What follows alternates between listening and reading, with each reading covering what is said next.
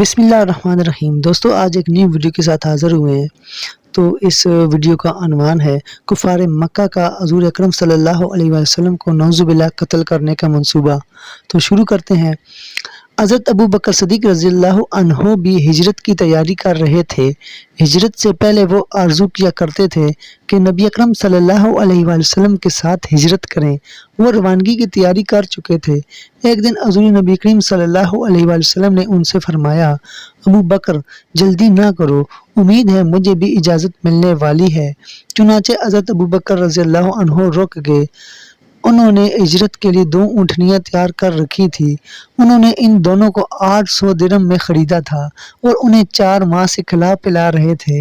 ادھر مشرکین نے جب یہ دیکھا کہ مسلمان مدینہ ہجرت کرتے جا رہے ہیں اور مدینہ کے رہنے والے بڑے جنگجو ہیں، وہاں مسلمان روز بروز طاقت پکڑتے چلے جائیں گے، تو انہیں خوف محسوس ہوا کہ اللہ کے رسول بھی کہیں مدینہ نہ چلے جائیں اور وہاں انصار کے ساتھ مل کر ہمارے خلاف جنگ کی تیاری نہ کرنے لگیں۔ تو وہ سب جمع ہوئے اور سوچنے لگے کہ کیا قدم اٹھائیں۔ یہ قریش دارالندوہ میں جمع ہوئے۔ دارالندوہ ان کے مشورہ کرنے کی جگہ تھی۔ یہ پہلا پختہ مکان تھا جو مکہ میں تعمیر ہوا۔ قریش کے اس مشورے میں شیطان بھی شریک ہوا۔ وہ انسانی شکل میں آیا تھا اور ایک بوڑھے کے روپ میں تھا، سبز رنگ کی چادر اوڑھے ہوئے تھی۔ وہ دروازے پر آ کر ٹھہر گیا۔ اسے دیکھ کر لوگوں نے پوچھا، آپ کون بزرگ ہیں؟ اس نے کہا، میں نجد کا سردار ہوں۔ آپ لوگ جس غرض سے یہاں جمع ہوئے ہیں، میں بھی اسی کے بارے میں سن کر آیا ہوں، تاکہ لوگوں کی باتیں سنوں اور ہو سکے تو کوئی مفید مشورہ بھی دوں۔ اس پر قریشیوں نے اسے اندر بلا لیا۔ اب انہوں نے مشورہ شروع کیا۔ ان میں سے کوئی بولا، اس شخص یعنی رسول اللہ صلی اللہ علیہ وسلم کا معاملہ تم دیکھ ہی چکے ہو۔ اللہ کی قسم، اب ہر وقت اس بات کا خطرہ ہے کہ یہ اپنے نئے اور اجنبی مددگاروں کے ساتھ مل کر ہم پر حملہ کرے گا، لہٰذا مشورہ کر کے اس کے بارے میں کوئی ایک بات طے کر لو۔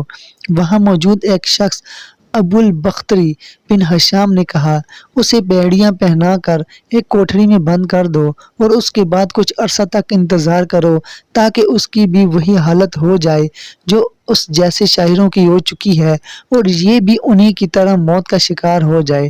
اس پر شیطان نے کہا، ہرگز نہیں، یہ رائے بالکل غلط ہے۔ یہ خبر اس کے ساتھیوں تک پہنچ جائے گی، وہ تم پر حملہ کر دیں گے اور اپنے ساتھی کو نکال کر لے جائیں گے۔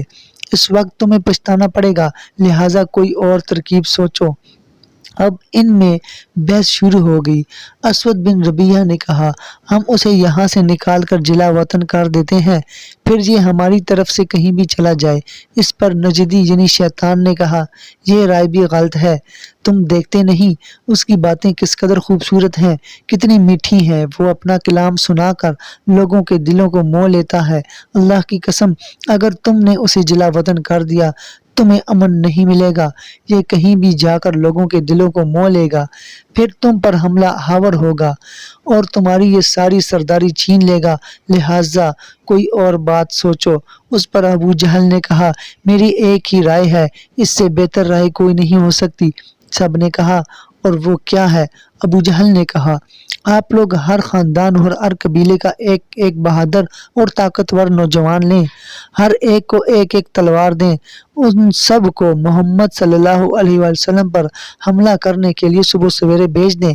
وہ سب ایک ساتھ اس پر اپنی تلواروں کا ایک بھرپور وار کریں، اس طرح اسے قتل کر دیں گے۔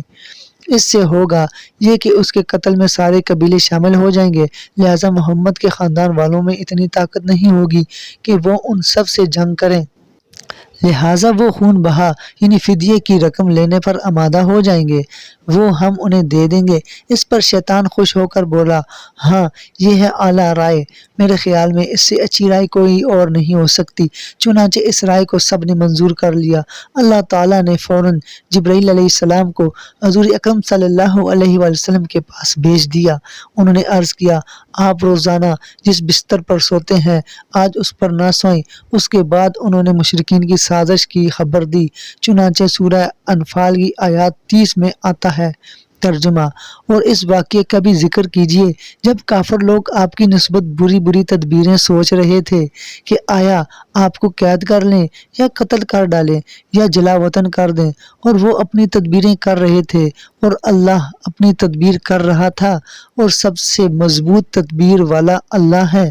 غرض جب رات ایک تہائی گزر گئی تو مشرکین کا ٹولہ حضور اکرم صلی اللہ علیہ وآلہ وسلم کے گھر تک پہنچ کر چھپ گیا۔ وہ انتظار کرنے لگا کہ کب وہ سوئیں اور وہ سب یکدم ان پر حملہ کر دیں۔ ان کفار کی تعداد 100 تھی۔ ادھر حضور نبی کریم صلی اللہ علیہ وآلہ وسلم نے حضرت علی رضی اللہ عنہ سے فرمایا، تم میرے بستر پر سو جاؤ اور میری جمنی چادر اوڑھ لو۔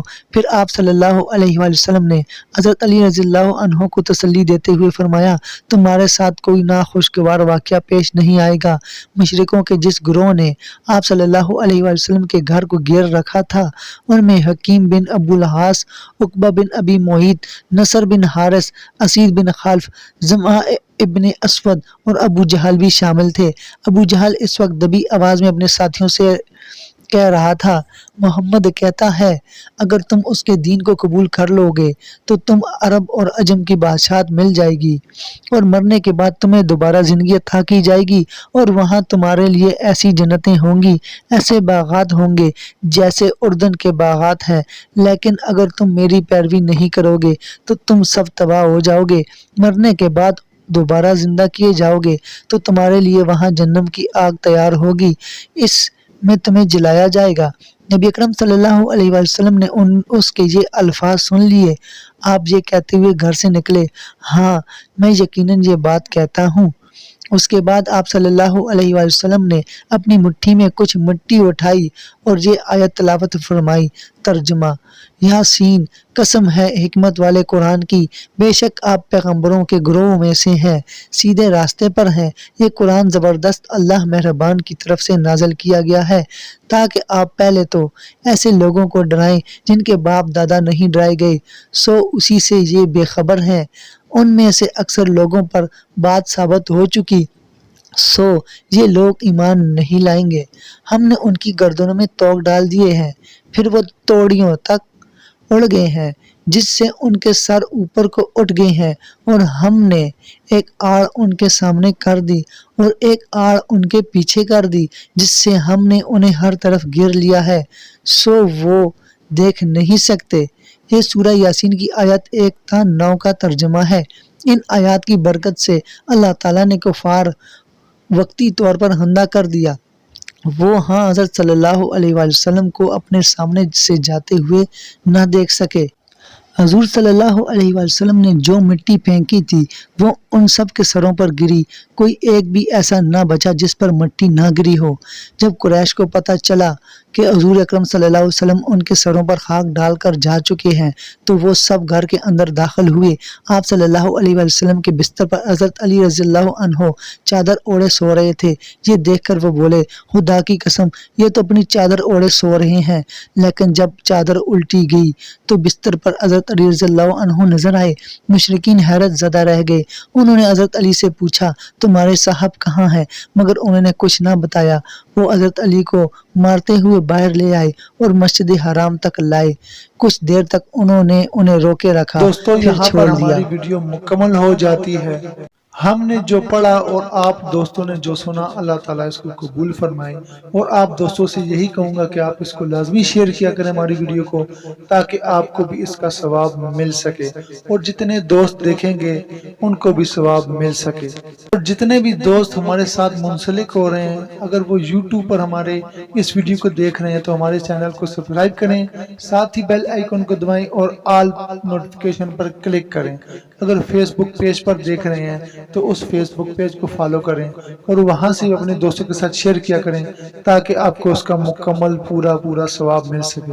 تو انشاءاللہ ملیں گے اگلی ویڈیو میں، تو آپ انتظار کیجیے۔ اپنا خیال رکھیے گا اور آپ سے اجازت چاہتے ہیں۔ اللہ حافظ۔ اللہم صلی علی محمد عبدک ورسولک وصلی علی المؤمنین والمؤمنات والمسلمین والمسلمات۔